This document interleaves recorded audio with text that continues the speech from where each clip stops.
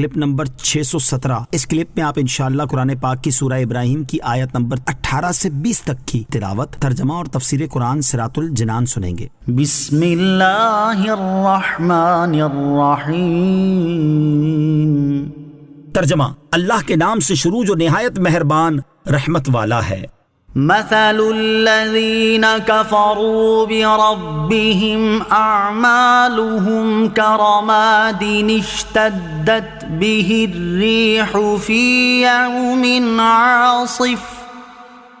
لا يقدرون مما كسبوا على شيء ذلك هو الضلال البعيد۔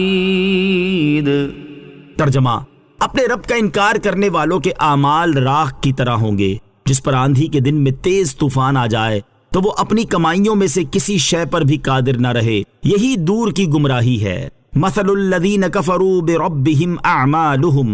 اپنے رب کا انکار کرنے والوں کے اعمال کا حال۔ اس سے پہلی آیت میں اللہ تعالیٰ نے آخرت میں کفار کے مختلف عذابات کا ذکر فرمایا، اور اس آیت میں یہ ارشاد فرمایا ہے کہ کافروں کے تمام اعمال ضائع ہو گئے اور وہ آخرت میں کوئی نفع حاصل نہ کر سکیں گے، اور اس وقت ان کا نقصان مکمل طور پر ظاہر ہو جائے گا، کیونکہ دنیا میں انہوں نے اپنے گمان میں جو بھی نیک اعمال کیے ہوں گے، جیسے محتاجوں کی امداد کرنا، صلہ رحمی کرنا، والدین کے ساتھ نیک سلوک کرنا، بھوکوں کو کھانا کھلانا، مسافروں کی معاونت کرنا اور بیماروں کی خبر گیری کرنا وغیرہ، وہ ایمان نہ ہونے کی وجہ سے آخرت میں باطل ہو جائیں گے، اور یہی مکمل نقصان ہے۔ اس آیت میں کفار کے اعمال کی جو مثال بیان کی گئی، اس کا خلاصہ یہ ہے کہ جس طرح تیز آندھی راخ کو اڑا کر لے جاتی ہے اور اس راخ کے اجزاء اس طرح منتشر ہو جاتے ہیں کہ اس کا کوئی اثر، نشان اور خبر باقی نہیں رہتی، اسی طرح کافروں کے تمام اعمال کو ان کے کفر نے باطل کر دیا، اور ان اعمال کو اس طرح ضائع کر دیا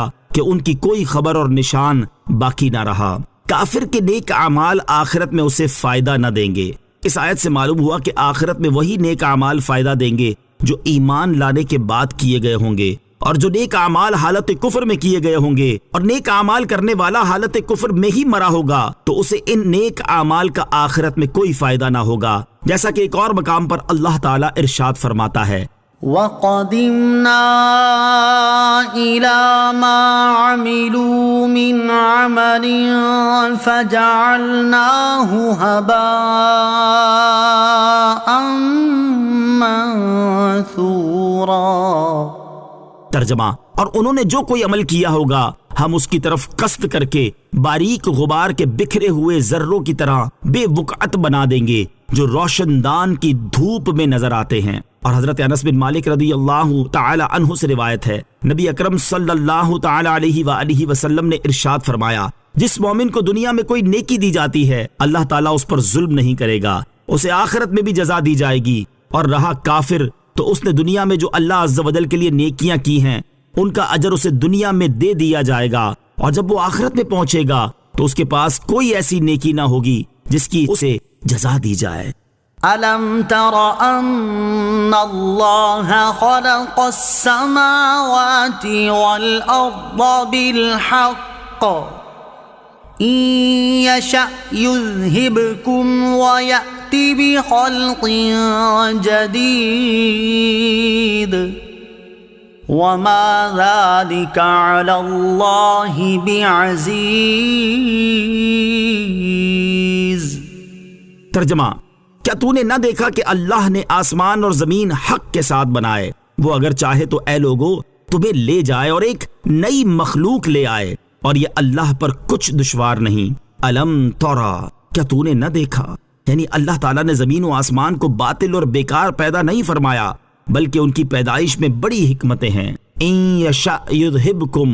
وہ اگر چاہے تو اے لوگو تمہیں لے جائے، یعنی جو آسمانوں اور زمینوں کو حق کے ساتھ پیدا کرنے پر قادر ہے، وہ ایک قوم کو فنا کر دینے کے بعد نئی مخلوق پیدا کرنے پر بدرجائے اولا قادر ہے، کیونکہ جو کسی سخت اور مشکل چیز کو پیدا کرنے پر قادر ہو وہ سہل اور آسان چیز پیدا کرنے پر بدرجائے اولا قادر ہوگا۔ اور یہ ظاہری سمجھانے کے اعتبار سے کلام ہے، ورنہ اللہ عز و جل کے لیے ابتداء و اعادہ سب برابر ہے۔ حضرت عبداللہ ابن عباس رضی اللہ تعالی عنہما فرماتے ہیں، اس آیت میں کفار مکہ سے خطاب ہے کہ اے کافروں کے گروہ، میں تمہیں ختم کر کے تمہاری جگہ اور مخلوق پیدا کر دوں گا جو میری فرما بردار اور اطاعت گزار ہوگی۔ اللہ تعالیٰ اپنی نافرمانی پر فوراً سزا نہیں دیتا۔ علامہ اسماعیل حقی رحمۃ اللہ تعالی علیہ فرماتے ہیں، یہ آیت مبارکہ اللہ تعالیٰ کی قدرت اور صبر کے کمال پر دلالت کرتی ہے کہ وہ گناہ گاروں کی جلد پکڑ نہیں فرماتا۔ حضرت ابو موسیٰ اشعری رضی اللہ تعالیٰ عنہ سے روایت ہے،